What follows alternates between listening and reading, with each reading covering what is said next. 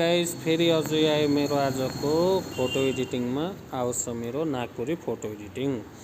त्यसको लागि पिक्सेटमा गएर हजुरले सर्च भन्ने अप्सन हुन्छ, त्यहाँ सर्चमा गएर हजुरले नागपुरी फोटो ब्याकग्राउन्ड हाल्नु है। ब्याकग्राउन्ड हालेपछि यहाँ हजुरहरूको नागपुरी फोटो ब्याकग्राउन्ड आउँछ। त्योमा हजुरहरूले कुन मन पराउनुहुन्छ त्यो लिनु। मलाई चाहिँ यो मन पर्यो, म चाहिँ यसलाई सेभ गर्छु। अनि हाम्रो अर्को प्रोसेस भनेको के हो भने हामीले फोटो रुम एप्लिकेसनमा जानु, त्यहाँ स्टार्ट फ्रम फोटो भन्ने छ, त्योमा क्लिक गरेर हजुरहरू कुन फोटोलाई चाहिँ फोटो एडिट गर्न चाहनुहुन्छ त्यो फोटोलाई चाहिँ हजुरले यहाँबाट त्यसको चाहिँ ब्याकग्राउन्ड हटाउनु पर्छ हैन। मेरो चाहिँ नेट स्लो छ। यहाँ चाहिँ ब्याकग्राउन्ड हटिसकेपछि हजुरहरूले यहाँबाट यसलाई आफै हैन अटोमेटिक हजुरको फोनमा फोटो चाहिँ सेभ हुन्छ। सेभ भइसकेपछि अब अर्को प्रोसेस भनेको हाम्रो तपाईको फोनमा चाहिँ पिक्सेट एप चाहिँ हुनैपर्छ। पिक्सेट एपमा गएर ओपन गर्नु हैन, एडिट ए फोटो भन्नेमा क्लिक गरेर अब हजुरहरूले फर्स्ट नम्बरमा चाहिँ हजुरले ब्याकग्राउन्ड हाल्नु। ब्याकग्राउन्ड हालिसकेपछि अब यहाँ इरेजमा क्लिक गरेर हजुरले यहाँ हाल्नु पर्ने अप्सन भनेको 5000 हुन्छ हैन। 5000 हालेपछि यहाँ 34 आयो हैन। 34 आएपछि यसलाई इरेज गर्नु।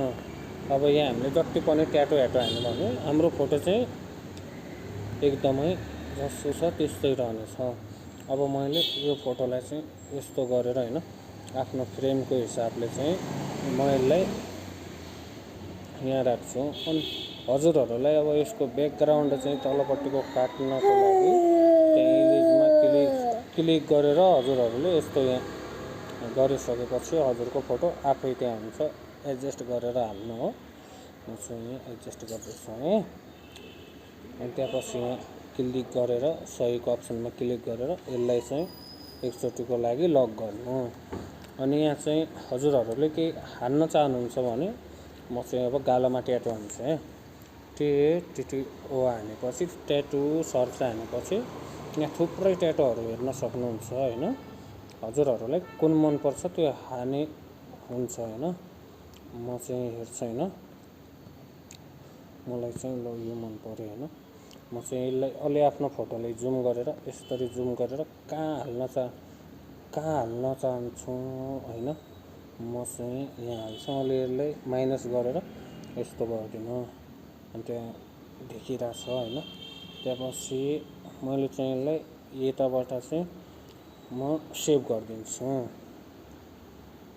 सेभ गरिसकेपछि अब हाम्रो चाहिँ अर्को प्रोसेस भनेको हामीले चाहिँ लाइटरुम एप्लिकेसनमा जानु पर्यो।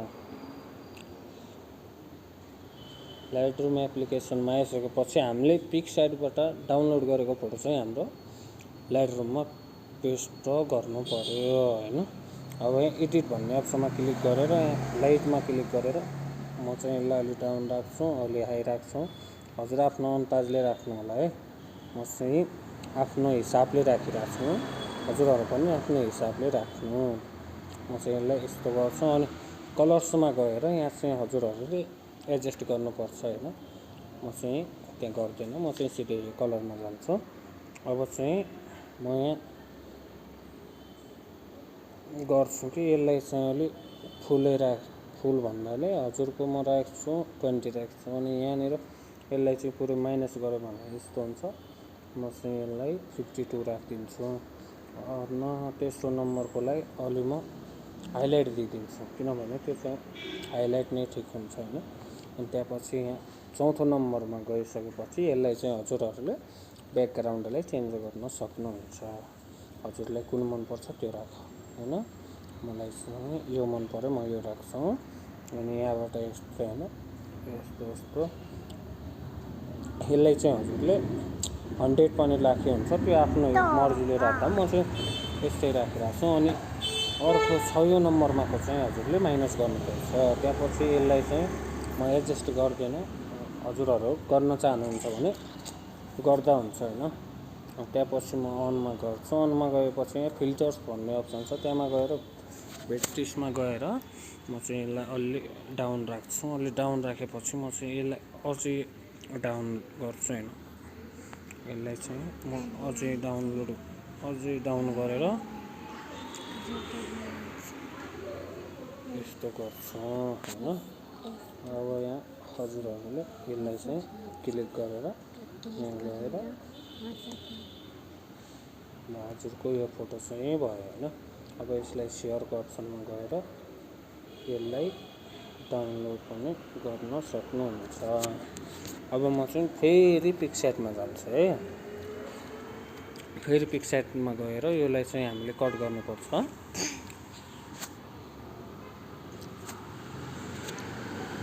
कट गरिसकेपछि हजुरहरूको अब भर्खरै हामीले त्यो लाइट रुमबाट एडिट गरेको फोटो चाहिँ यहाँ आउनु पर्यो। अनि हजुरहरूले योमा गएर रेड नाइट लिड भनेर यहाँमा सर्च गर्नु होला।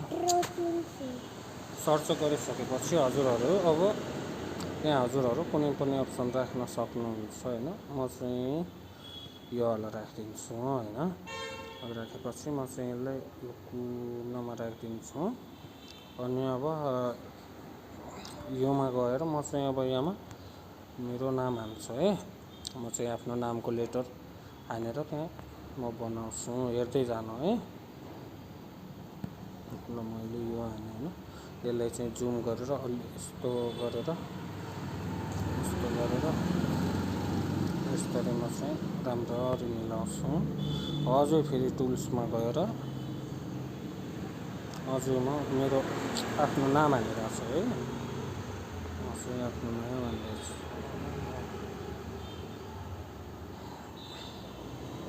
म चाहिँ साइज चेन्ज गर्नुपर्छ। अनि यहाँ चाहिँ आयो होइन। यहाँ चाहिँ आइसकेपछि म चाहिँ अब यसलाई राख्छु होइन। यसलाई यसरी राखेर म चाहिँ यसलाई एडजस्ट गरेर राखिदिन्छु। एडजस्ट गरेर राखेर फेरि अझै गएर अब म चाहिँ यहाँ मेरो एक लेटर जे छ म त्यो सर्च चाहन्छु, त्यो आफै आउँछ। अनि त्यसपछि हामीले राख्न सक्छौँ। अनि चाहिँ यो मेरो चाहिँ अर्को लेटर आयो होइन। हजुरहरूको कुन लेटरबाट आउँछ त्यो लेटर एक गरेर हाल्दै जानु। त्यहाँ सबै अप्सन दिइहाल्छ, त्यो हिसाबले हजुरहरू गर्नु।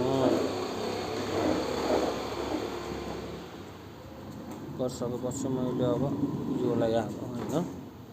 यसलाई हालेर अनि यस्तो गरेर म चाहिँ एडजस्ट गरेर हाल्छु।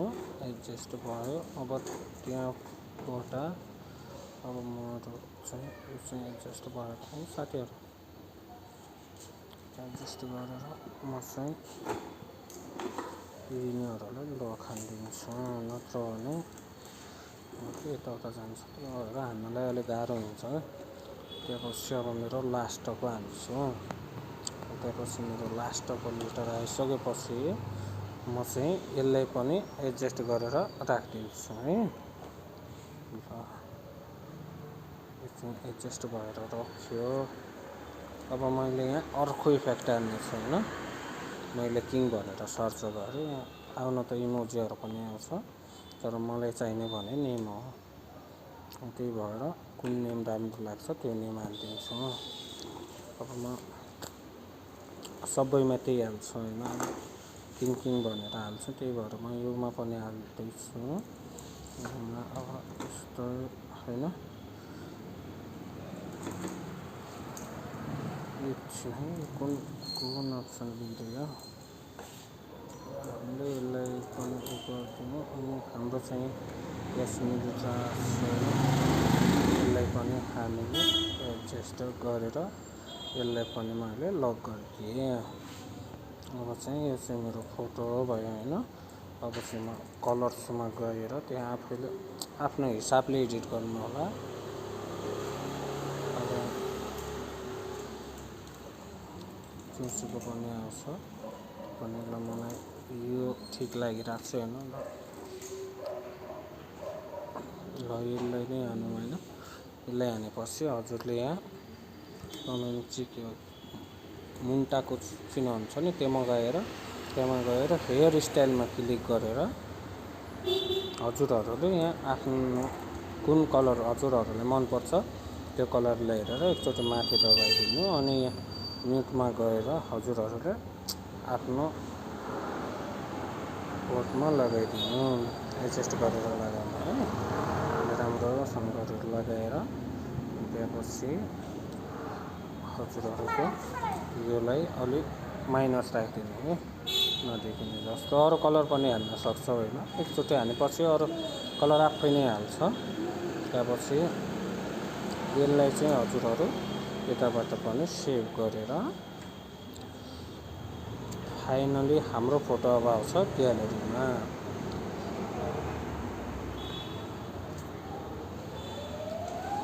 हाम्रो फोटो चाहिँ ग्यालेरीमा आयो ग्यालेरीमा हाम्रो कस्तो लाग्यो सबैजनाले लाइक कमेन्ट सेयर गरिदिनु होला अझै पनि मेरो फोटोहरू आउँदै रहन्छ मेरो च्यानललाई सपोर्ट अनि सब्सक्राइब पनि गरिदिनु होला हस् त धन्यवाद मेरो प्यारा साथीहरू अझै पनि मेरो भिडियोहरू आउँछ त्यो भिडियोमा हजुरहरूले मेरो युट्युब च्यानलमा गएर मेरो भिडियोलाई लाइक कमेन्ट हानिदिनु होला मैले एक्चुअली 2-3 भिडियो त पोस्ट गरेको छ भर्खरै पोस्ट गरेको छु मैले ल गाइस फेरि इस बंदे को दुनिया की कि अब मैले त्यहाँ यो फोटो ल गाइस आज म हजुर त्यो पाउँछ हजुर या कुछ खाने का मन हो रहा है हजुर धन्यवाद बाई बाई।